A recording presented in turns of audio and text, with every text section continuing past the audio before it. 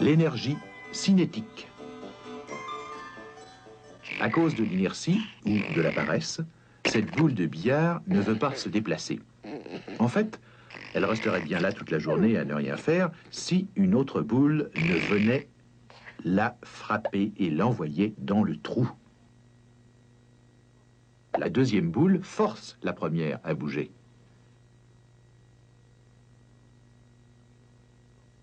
Toutes les fois qu'une force agit sur une distance, vous savez qu'un certain travail a été accompli. Bon, mais d'où vient ce travail? De la deuxième boule de billard, naturellement. Mais qu'est-ce que cette boule a de si extraordinaire pour être capable de déplacer l'autre? Elles ont toutes les deux la même masse, n'est-ce pas? Et la Terre les attire toutes deux avec exactement la même force de gravité. Alors, qu'est-ce que la deuxième boule avait que la première n'avait pas? Le mouvement. Elle était en mouvement, alors que l'autre ne l'était pas. Et quand vous avez à la fois la masse et la vitesse, vous avez la capacité de faire un travail.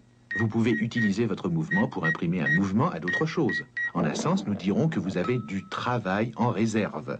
Les physiciens, courant toujours après les mots des autres langues, se dirigèrent cette fois vers la Grèce et découvrirent que le mot grec pour la préposition française en est en, et que le mot pour travail est ergon. Quand on juxtapose en et ergon, on obtient énergon, travail en.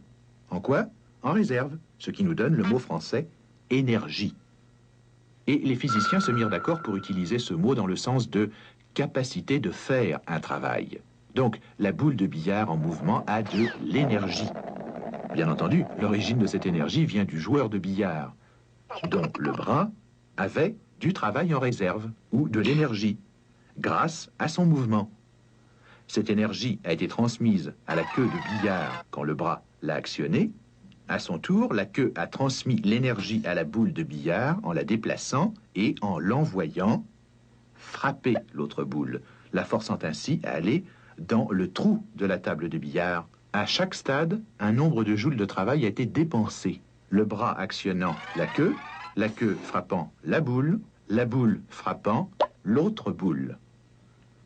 Mais puisque le travail, ce n'est que de l'énergie en action et qu'il n'y a pas de travail possible sans énergie, autant dire qu'un nombre de joules d'énergie a été dépensé chaque fois. Et c'est précisément ce qu'il faut dire, que le travail et l'énergie se mesurent tous deux en joules. Imaginez des joules transférés d'une boîte d'énergie à une boîte de travail, puis à une boîte de force multipliée par distance.